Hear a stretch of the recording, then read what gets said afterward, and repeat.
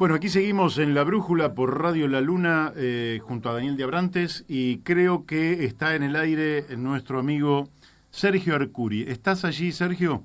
¿Qué tal, Mario? Un gusto. ¿Cómo te va? Igualmente. Sergio, ¿cómo,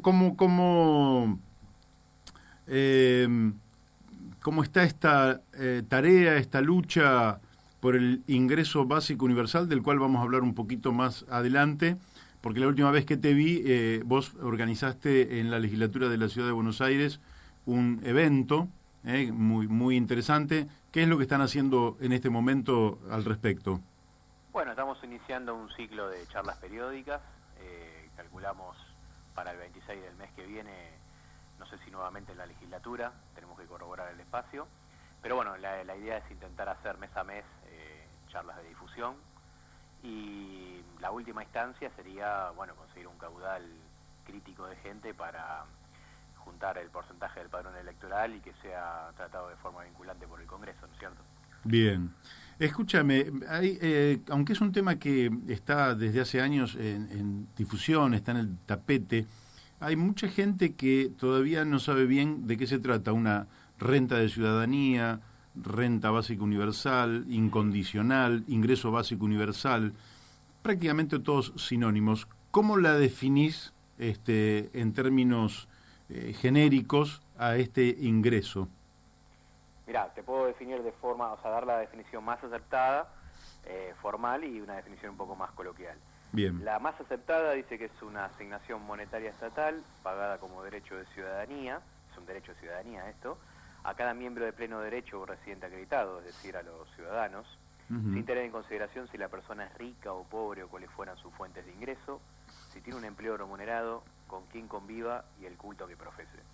Digamos que, de forma coloquial, en pocas palabras, es una asignación pública, incondicional, dirigida a toda la población, por el solo hecho de ser ciudadano y de existir. No hay ningún otro requisito. Perfecto. Bueno, así que a todo el mundo le quedó más o menos claro, es decir, lo reciben todos, no importa de qué raza seas, de qué religión, si sos grande, chico, si tenés un ingreso mayor o menor, si tenés trabajo o no tenés trabajo, todos lo recibirían. Exactamente, perdóname que estaba justo tomándolo. Exactamente, sí, sin importar, o sea, justamente es incondicional. Sin importar edad también.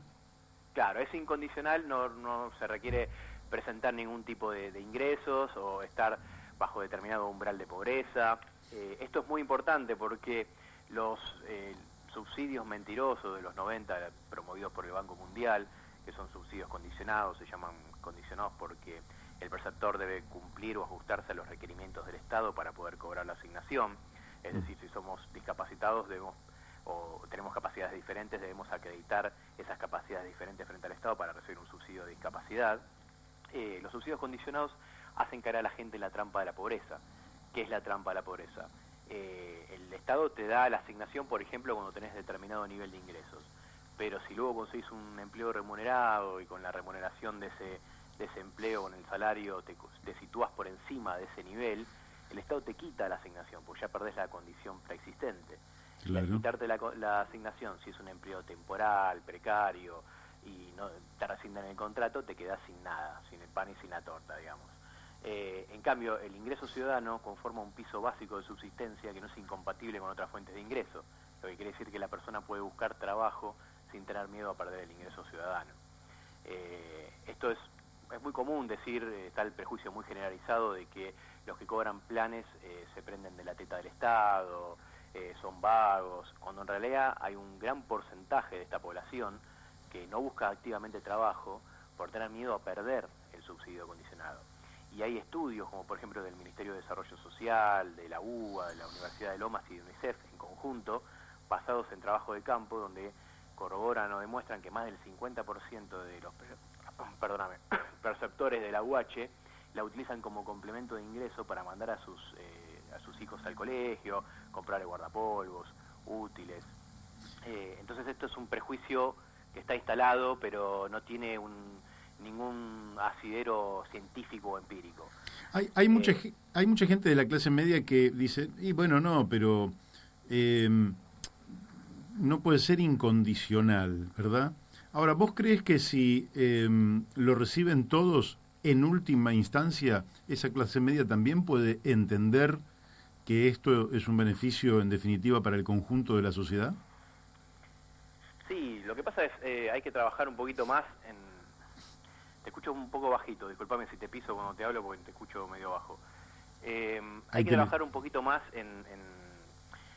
digamos, en la penetración ideológica que generó el neoliberalismo, ¿no? Esta a veces colonización mental del neoliberalismo, donde hay y además en todo el legado histórico de la reivindicación del trabajo por el trabajo en sí mismo. Esto proviene de una herencia, de una lógica protestante, calvinista, donde se reivindica el trabajo por el trabajo en sí mismo, no el trabajo en función de algo. El trabajo para obtener un rendimiento, beneficios, para producir productos o servicios, sino es la reivindicación por el esfuerzo en sí mismo. Estamos en una época donde, por ejemplo, en nuestro país se producen alimentos para 400 millones de personas, somos 40 millones, no es necesario esa frase de me gano el pan con el sudor de la frente, porque ya hay un remanente considerable de alimentos, por ejemplo, entre otras cosas, para no tener que esforzarse. Entonces, esto proviene, digamos, de esta moral, de donde yo trabajo y el otro no trabaja, ¿por qué yo voy a subsidiar con impuestos al otro? ¿No es cierto? Está instalado ese prejuicio. Si lo recibirían todos, todos seríamos, si se quiere, planeros, o sea, todos estaríamos recibiendo el subsidio que sería el ingreso ciudadano. Entonces, no habría nada que reprochar al otro. Sí, desde ese punto de vista, sí. Y por otra parte, Sergio, ¿no te parece que un ingreso que garantice un piso de dignidad a todo el mundo y que garantice el primer derecho inalienable de todo ser humano, que es el derecho a la vida, la verdad que no debería ser cuestionado? No, la verdad que no.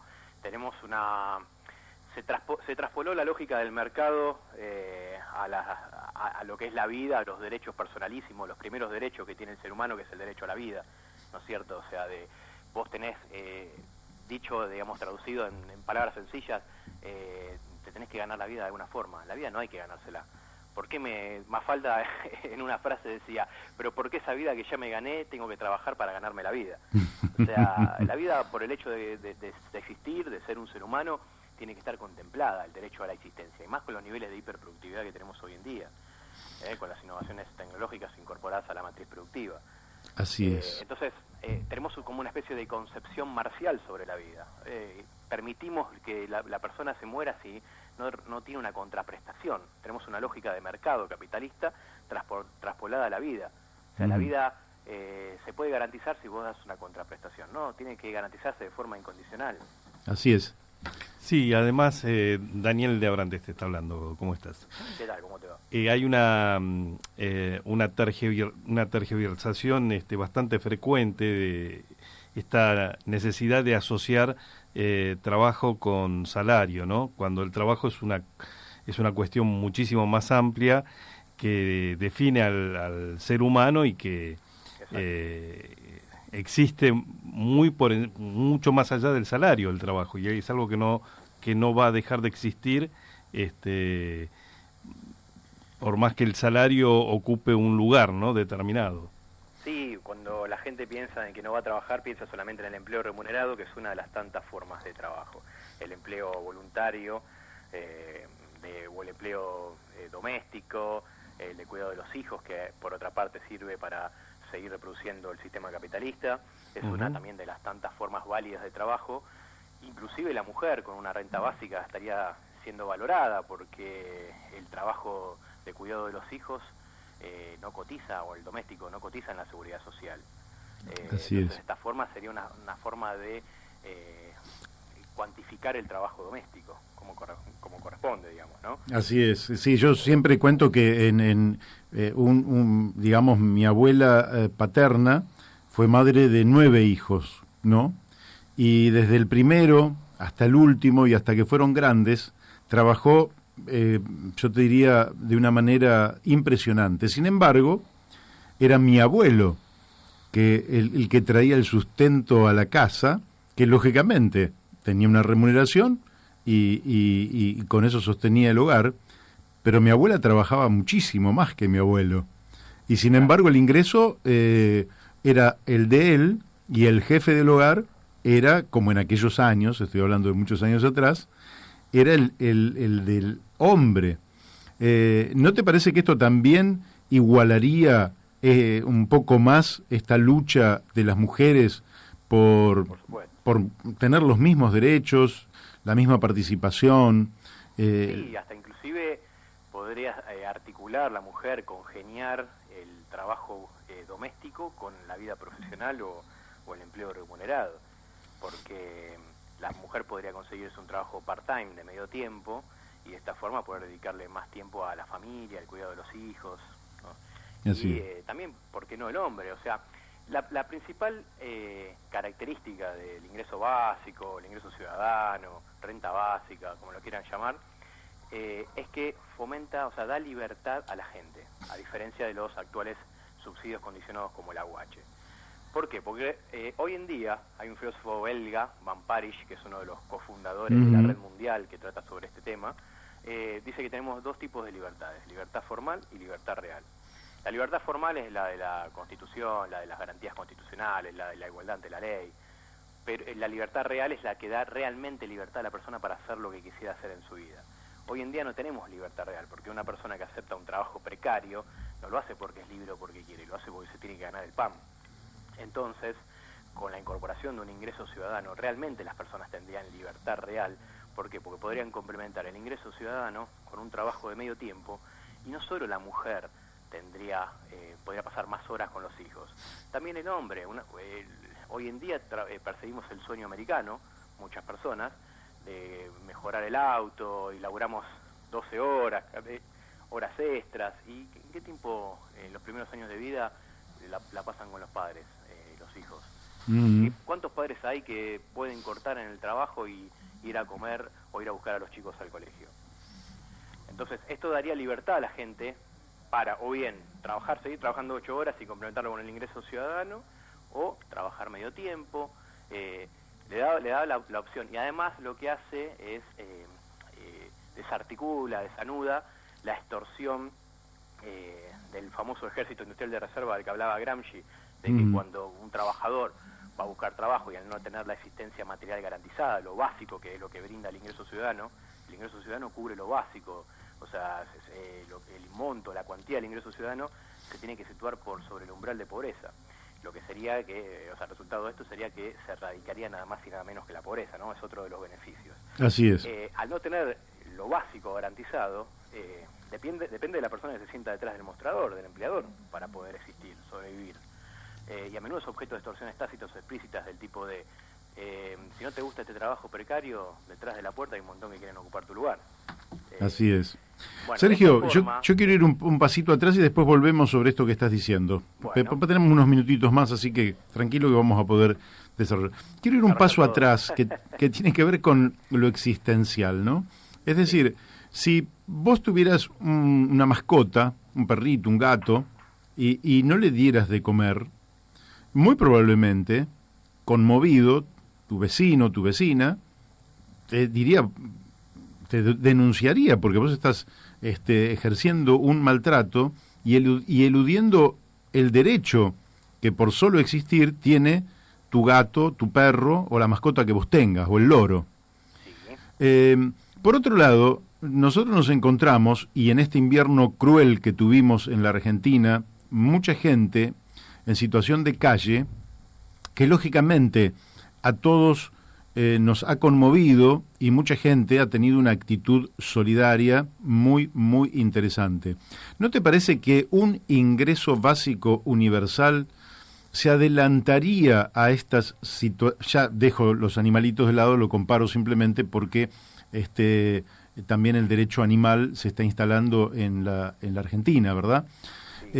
¿No te parece que un ingreso básico universal, una renta ciudadana, no nos estaría anticipando a esta situación de desprotección tremenda en la que está la gente de calle, pero también, digámoslo, 1 de cada 3 argentinos es pobre y 1 de cada 2 chicos argentinos, niños o adolescentes, es pobre?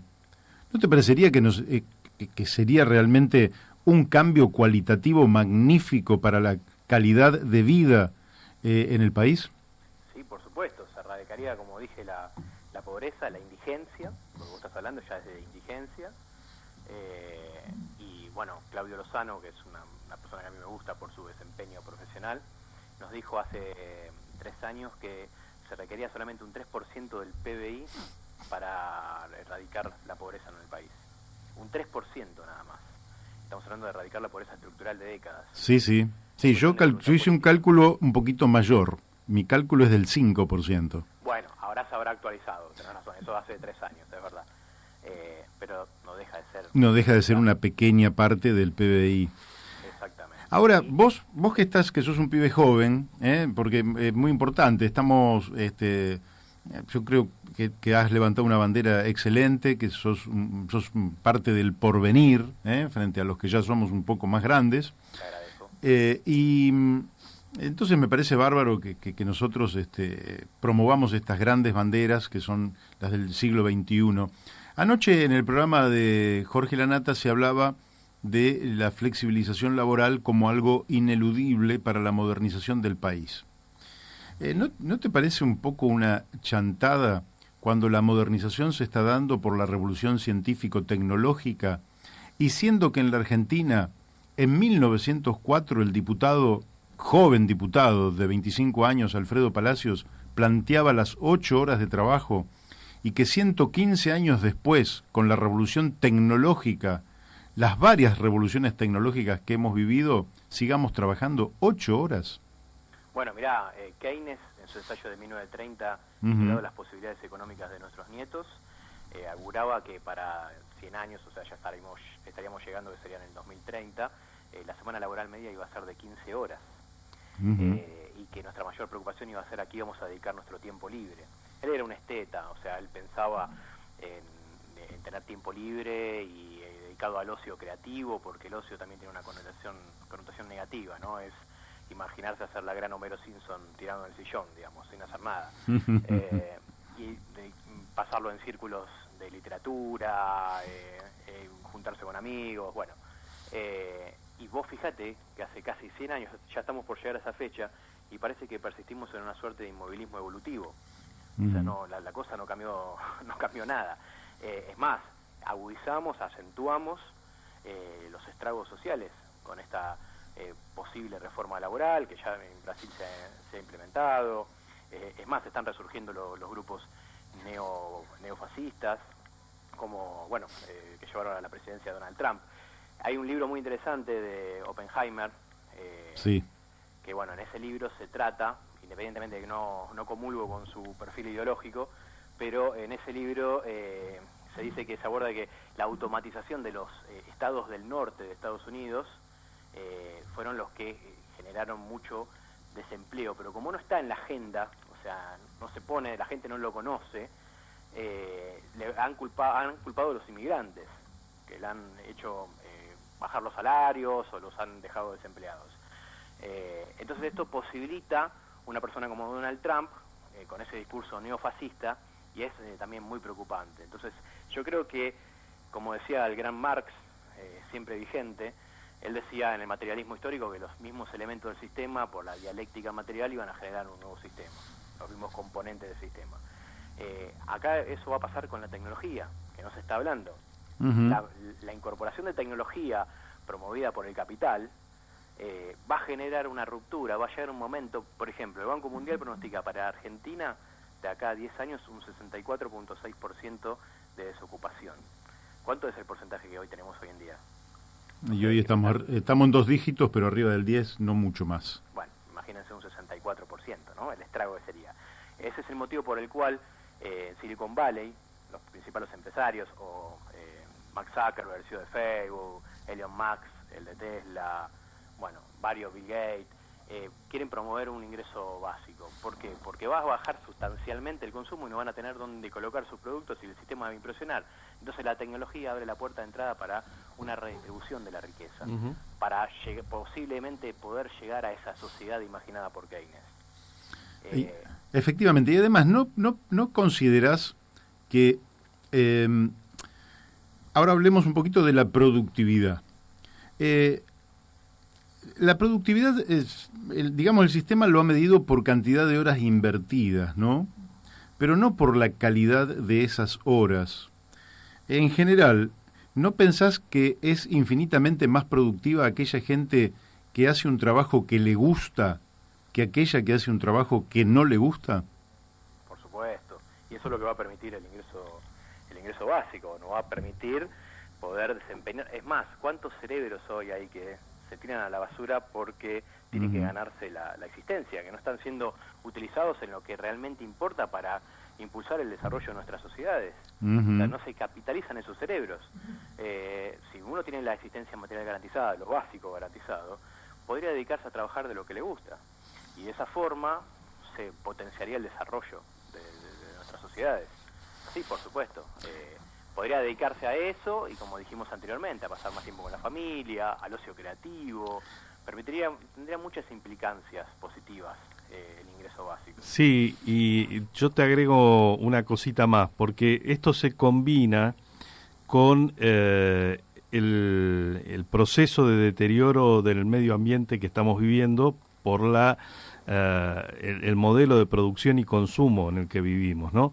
Entonces yo creo que hay que, cuando pensamos en estas nuevas herramientas para la organización social, y el ingreso básico es quizás una herramienta fundamental, el otro punto que articula con esto es plantearnos un nuevo modelo de producción y consumo en la sociedad que establezca una regla mediante la cual no se pueda avanzar sobre la naturaleza más de lo que la naturaleza es capaz de recomponer, ¿no? Exactamente. Hoy sabemos que estamos muy por detrás de esta regla. Se calcula que la naturaleza está a partir de, en un año, ¿no? A partir de agosto lo que estamos consumiendo no lo repone la naturaleza. Claro. Tendríamos que volver a la década del 80, que se calculaba que más o menos llegábamos hasta fines de diciembre y la naturaleza estaba en condiciones de recomponer sus stocks de materia orgánica, ¿no? Y de vida. Lo que pasa es que la economía ortodoxa, tradicional, no tiene en cuenta las externalidades de la economía. Esa es una de las externalidades de las que mencionás vos. Y bueno, con el ingreso básico no solo se va a poder parar un poco la rueda del consumo, como la producción de plásticos de un solo uso, hay muchas cuestiones que impactan sobre la naturaleza, sino que además va a favorecer el desarrollo de microemprendedores. Hoy en día una persona tiene aversión a invertir en un microemprendimiento por temor a que le vaya mal. Si vos tenés la existencia material garantizada, lo básico para subsistir garantizado, si te va mal, seguís recibiendo ese flujo constante de dinero. Ese flujo constante de dinero se podría traducir en un emprendimiento ecológico, pequeñas huertas atomizadas, orgánicas. Claro, y darle mayor espacio a la cooperación en el marco de la sociedad, donde habrá un espacio para la competencia, pero sin lugar a duda la cooperación entre los seres humanos es lo que tiene que crecer para ir a una sociedad más racional. Claro, o sea, hoy es muy común ver los mercados de ecología, de huertas orgánicas, en Adrogué hay uno, bueno, hay en varios lados. Sí.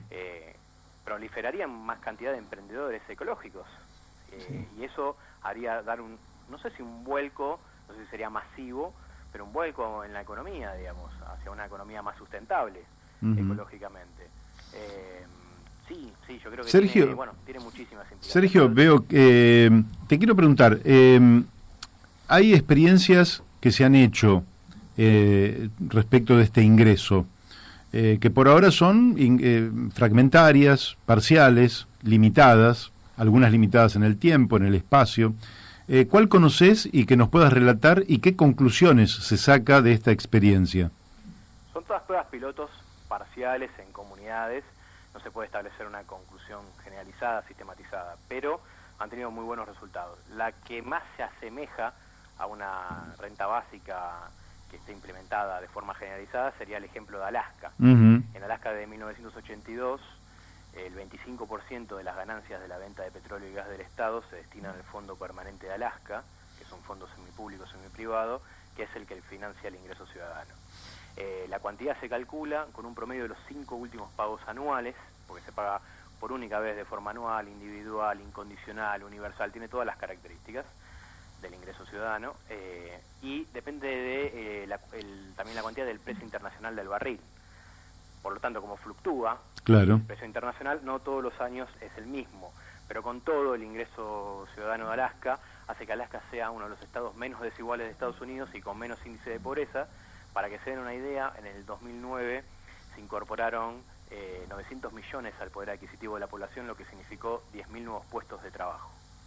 Así que miren los resultados positivos que tienen. Lo que pasa es que este ingreso ciudadano de Alaska se diferencia de la renta básica que promovemos nosotros, porque es un dividendo social, es el resultado de la recaudación del 25% de las ganancias del petróleo. Nosotros lo que proponemos es una reforma tributaria, porque tenemos un sistema fiscal regresivo, donde se pagan impuestos, por ejemplo, llanos como el IVA, donde proveniendo de cualquier sector de la sociedad adquisitivo pagás lo mismo. Nosotros lo que proponemos es que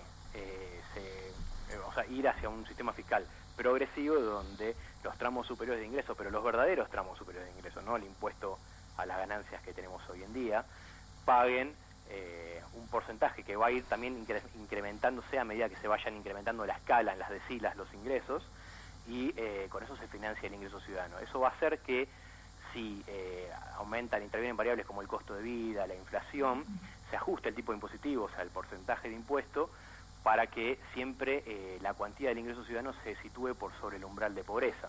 Acá en el de Alaska no garantizan siempre que se sitúe por sobre el umbral. Pero, por ejemplo, vamos a una prueba piloto, en la de Namibia. Namibia se destinó a 930 personas, eran $100 namibios, que es el equivalente a $12.4 estadounidenses. Fue promovido por la... ¿$12 cada cuántos días? ¿Cómo, perdón? ¿Una vez por mes? ¿$12? No, eso era mensual. ¿Mensual? ¿Una vez por mes? Una vez por mes, sí, perdón. Qué poquitito.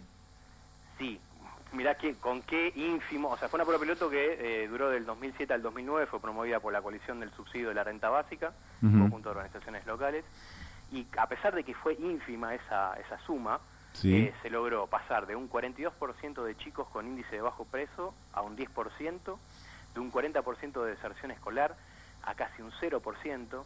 Proliferaron los microemprendimientos, y al aumentar los microemprendimientos y al aumentar el poder adquisitivo de la población, estos emprendimientos encontraron nichos, nuevos mercados donde colocar sus productos. Miren qué resultados positivos tuvo. Claro. Acá en la Argentina hay personas muy destacadas como Rubén Lobuolo o Eduardo Levi Yeyati. Hay gente que se ha pronunciado, Eduardo Dualde, Elisa Carrió, para nombrar gente de distintos lugares del ámbito ideológico. Stolbizer, hay mucha gente. ¿Por qué crees que no podemos alcanzar este objetivo que pondría a la Argentina, no solo, por lo menos desde mi punto de vista, a la vanguardia en el orden social y en la defensa de la libertad individual, sino que además nos pondría en el siglo XXI incrementando la productividad y el trabajo intelectual y la producción de conocimiento? ¿Por qué crees que no logramos esa masa crítica como para alcanzar este objetivo en un plazo razonable? Algún día esto va a llegar, pero ese día no puede tardar tanto. Mira, Argentina está catalogada como uno de los lugares con mayor impacto. O sea, en Estados Unidos el desempleo tecnológico es de un 47%, acá va a ser aparentemente, según estimaciones del Banco Mundial, de un 64.6%. Cuando llegue no va a haber alternativa que implementarlo acá en la Argentina. Lo que estamos pregando nosotros, estamos promoviendo, es para que se instale en la opinión pública con anticipación, para tomar medidas de reingeniería social y económicas preventivas a su debido tiempo. Pero bueno, uno de los motivos es la política cortoplacista que tenemos, donde no hay un proyecto de país a largo plazo. Eso es uno de los motivos. Bueno, los intereses en pugna que hay hoy en día, con el círculo rojo, el sector concentrado, como lo quieras llamar. Y bueno, y otro motivo, la verdad que estoy tratando de pensar ahora con vos, pero bueno, la clase política a mí me dijo en off, un diputado provincial por Cambiemos, que hasta que no haya una masa crítica de gente, él apoya el ingreso ciudadano, pero no lo va a incorporar dentro de sus propuestas electorales, porque tiene miedo de pegarse la cabeza contra la pared. Entonces, o sea que privilegia la permanencia en el cargo, que depende de otros, a el derecho de ciudadanía de millones de personas. Por supuesto. Es más, el Carrequín Podemos en el País Vasco, en la Comunidad Autónoma Vasca, es una derivación del partido Podemos, lo que está haciendo ahora es, digamos, promover dos instancias. La primera instancia sería de instrucción a la gente sobre lo que es el ingreso ciudadano. Van a participar de foros de debate público donde se va a debatir la cuestión, y una vez que la gente se interiorice sobre la temática, se va a promover un referéndum donde la gente va a votar. Ahí el partido político está a la vanguardia y se está anticipando a lo que necesita la sociedad. No va un paso después de la sociedad. Acá en nuestro país va un paso después. Los políticos son muy especulativos y ninguno tiene esa radicalización y esos, perdóname la expresión, esos huevos para poder arriesgarse y proponer estas propuestas, ponerlas sobre el tapete, digamos. Sí, te aclaro que nosotros desde 2005 lo venimos defendiendo esto. Bueno, no, perdóname, sí, no sí, todos sí, los políticos. No todos.